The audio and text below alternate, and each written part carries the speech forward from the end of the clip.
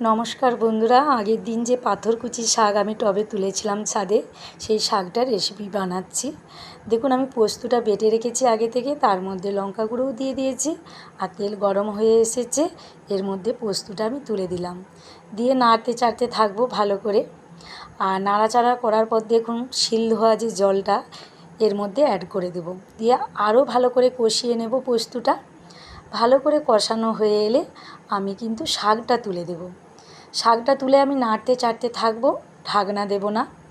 আর শাকটা কমে আসলে পরিমাণ মতো লবণ দেবো, কেননা আগে লবণ দিলে লবণটা আমার বেশি হয়ে যায়, শাকটা কমে যায়।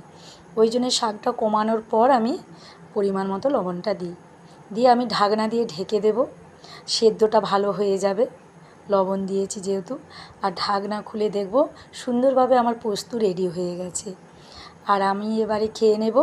এক থালা ভাত আমি রেডি করে নিয়েছি, তার সাথে পোস্ত আর একটা আম কেটে নিয়েছি। বাড়িতে কেউ নেই, আমি একাই খেয়ে নিচ্ছি। আর গরম ভাতের সঙ্গে এই পোস্ত দুর্দান্ত আর খুব সুন্দর হয়েছে। আর আপনাদের কেমন লাগলো সেটা কমেন্টে আমাকে জানিয়ে দেবেন।